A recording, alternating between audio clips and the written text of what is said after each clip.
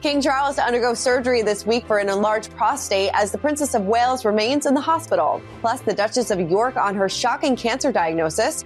Prince Harry drops libel case as he shares a moment with John Travolta at the Aviation Awards. And author Robert Hardman breaks down the biggest bombshells in his new book, The Making of a King. I think there's a lot of issues that didn't need to be put out there, that Harry has put out there, and that's going to take time to work through. We've got that plus so much more in today's Royal Yes. Hey everyone, I'm Christina, and that's Christine, and welcome to another big week of royal news. Some big breaking news last week and this week, of course, with the Princess of Wales in the hospital. King Charles about to undergo surgery. A lot of questions, a lot of things up in the air in the royal family at this moment. Yeah, definitely. So many really big stories this week. Some weeks I know we have really lighthearted and fun stories. This week is full of lots of sort of shock and drama and lots to get into. Definitely. And before we do, a lot of people in the comments were sending their well wishes to the Princess of Wales. Meg says, praying our Princess of Wales has a quick and speedy recovery. And yeah, so let's get right into it. With the Princess of Wales still in the hospital for abdominal surgery, Queen Camilla said that the king is fine as he prepares to undergo surgery this week, like we said, for an enlarged prostate. Buckingham Palace announced the monarch's benign condition shortly after it emerged that Kate was in the hospital after a successful abdominal surgery. The king, who has canceled engagements and has been ordered to rest, received his diagnosis last week, having had a checkup after experiencing symptoms. So we don't know exactly what the Princess of Wales had the surgery for. We do know it was an abdominal surgery. We are hearing that maybe in time she will reveal what it is, and that's kind of echoes what Buckingham Palace said in a statement as well. But she's in the hospital for quite some time and has canceled engagements up until Easter, which is the end of March. So it's quite the long recovery. It is a really long recovery. And although this was it was said that it was a planned surgery, we can tell by the way that Prince William has sort of had to cancel several engagements last minute. There's 2 overseas visits that were canceled sort of late in the game, that although it was planned, I don't think it was expected. I think this has come as quite a big shock. So she probably does want time, as any of us would, to sort of recover and then perhaps share more with the public. The Kensington Palace has stressed that the family wants privacy at this time. They just want normalcy for their children. So clearly this has come as a shock, not only to the public, but also to their family. Right. And then the 1-2 punch of King Charles also undergoing surgery this week as well. So he will be sidelined for a little bit as he recovers. So, like I said, an interesting time in the royal household. And we know that the Prince of Wales has been visiting his wife, of course, as she recovers from her surgery. And we hear that she is doing well and that everything did go successfully. But yeah, it's interesting because, it is such a slimmed down monarchy that a lot of people have to step up during this time. And there's not that many people left to really step up. Yeah, there's been lots of conversation, lots of articles, if you Google them, about what happened when Kate, who is, such a prominent figure, such a popular figure in the royal family, is out of the game for such an extended period of time. So the last time we saw her sort of officially was, I guess Christmas Day, if you could even count that. And so we're not going to see her again until after Easter. And that is just such a long time without sort of one of their key players. And this would be a time for, do other royals step up? Do sort of, distant members of the royal family step in and just, not replace that role, because I don't think it's replaceable, but at least fill the spots here and there. Definitely. Well, yeah, a lot of questions, and I'm sure as the weeks go on, we'll see how this kind of works itself out. But in other health news, the Duchess of York shared a post on Instagram saying that she had been taking some time to herself following the shock diagnosis, which came months after she announced that she had been diagnosed with breast cancer last June. So a representative for Fergie said that following her diagnosis with an early form of breast cancer this summer, Sarah, Duchess of York, has now been diagnosed with malignant melanoma. According to the spokesperson, she had a number of moles removed and analyzed by a dermatologist while she was undergoing reconstructive surgery following her mastectomy, and one of the moles was identified as cancerous.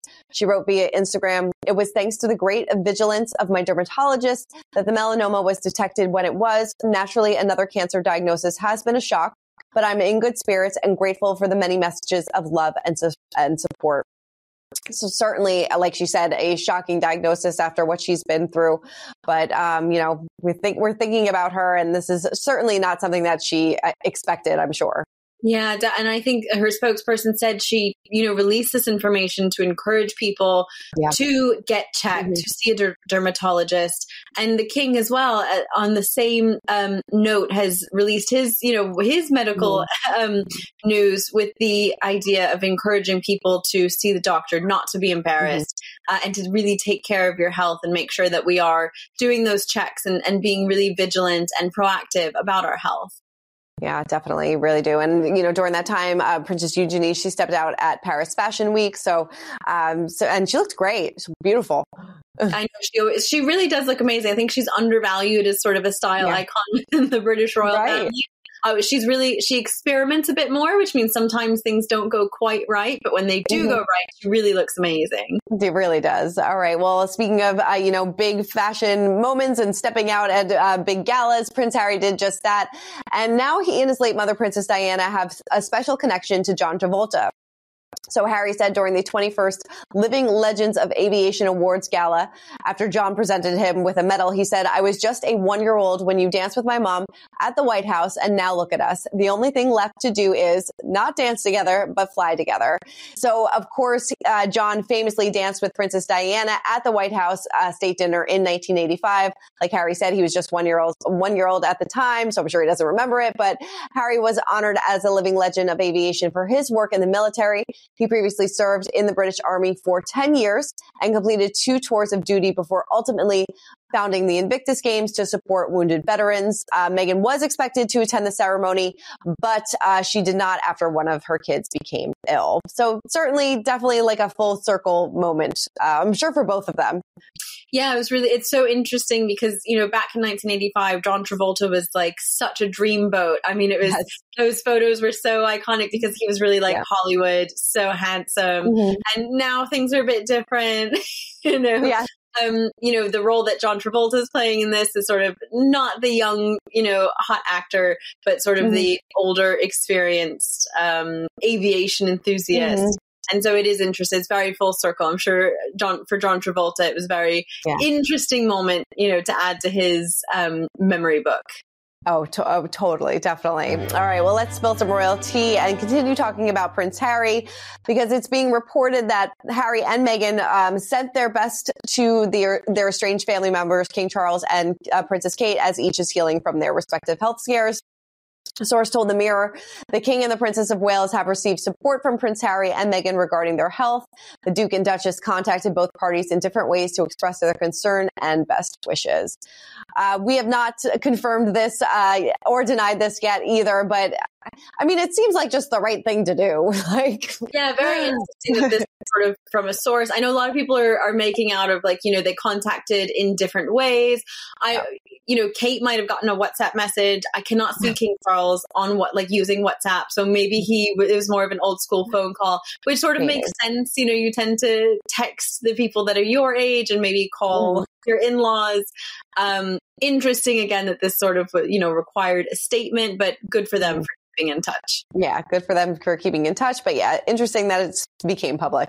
Again, Prince Harry in the news. He has withdrawn his libel case against Associated Newspapers, which is one of the 3 lawsuits he filed against major UK media publishers.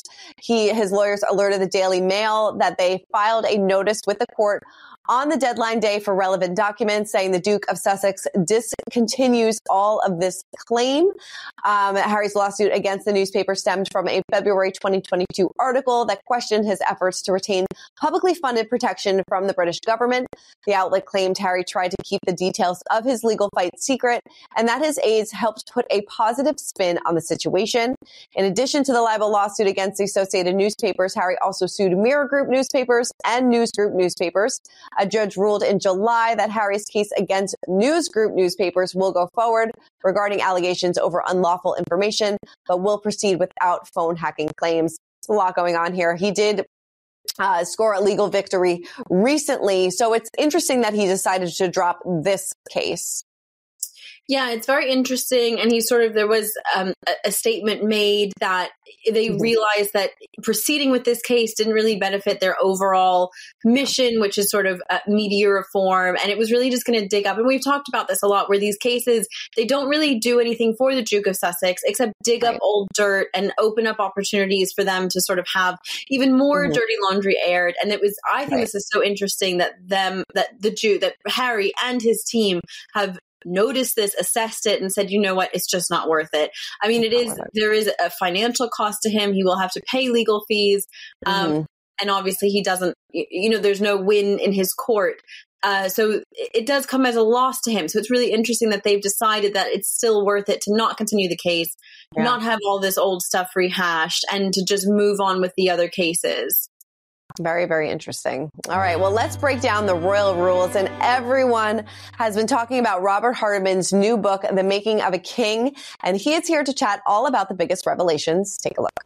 So throughout your research, throughout writing this, and throughout your interviews, out of all the revelations that you uncovered, what shocked you the most?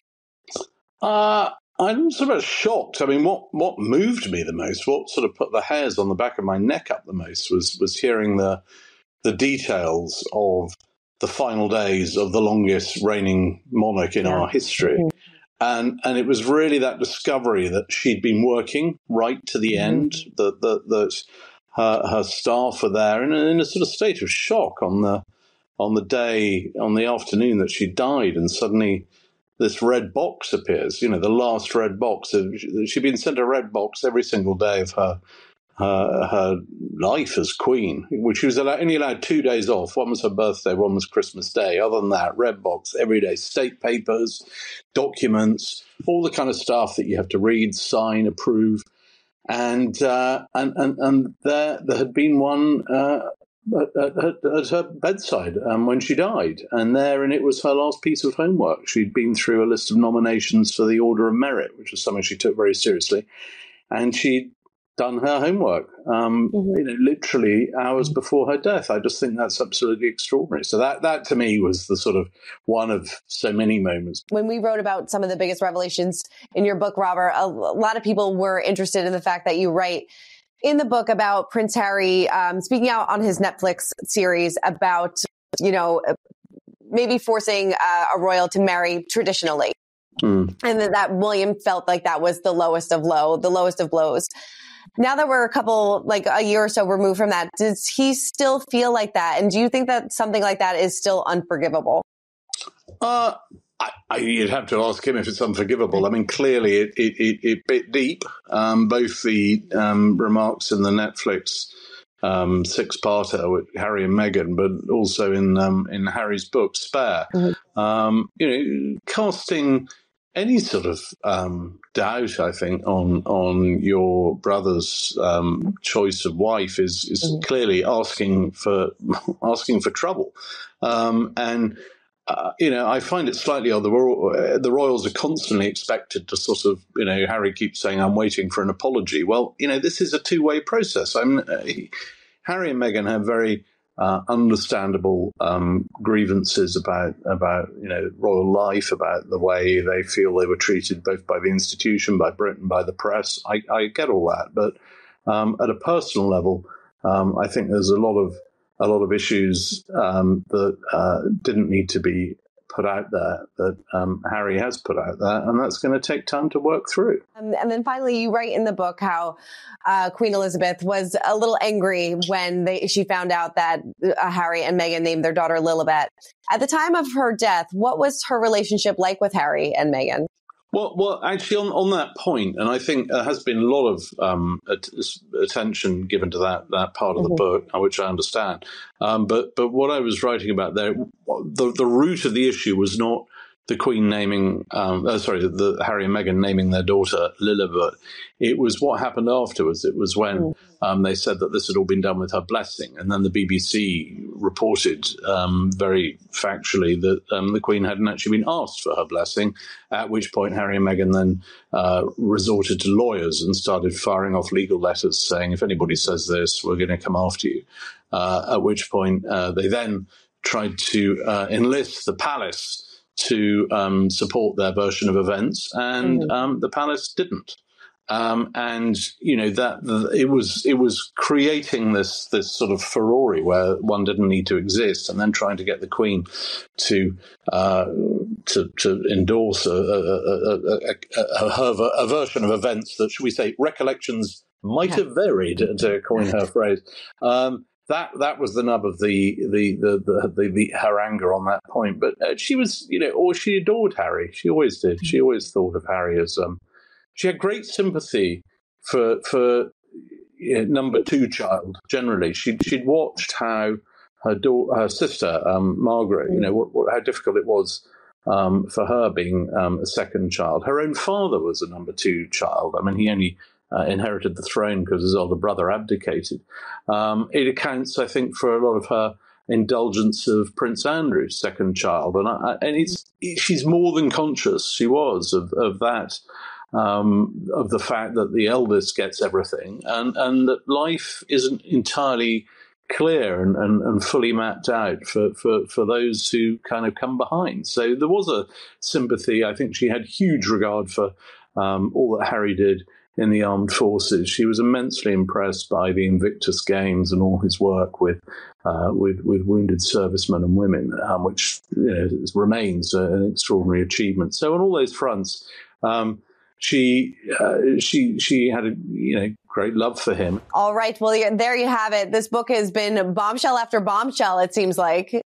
Yeah, lots to read into. I think it would be well worth the read. I know we talk about these stories every day, but sometimes a book comes out that really seems to know exactly what's going on. It really does. I read the whole thing front to back, and it's a great read. And I think people will learn a lot. I love how it's, modern day, picks up right, where Queen Elizabeth, passed away, and, what's going on in the future. It doesn't rehash everything we know about King Charles, which I really liked. So it seems like, past, present, future, we're moving right along, which I thought it was great. And it gives some really fun insights about the coronation too. So it's a great read. All right. Well, that is it for this week's episode of Royally Us. Please keep commenting, keep subscribing, and Christine and I will see you guys next week. Bye. For more news, content, and exclusive interviews, make sure to hit the sub, like, and bell button down below and visit usmagazine.com.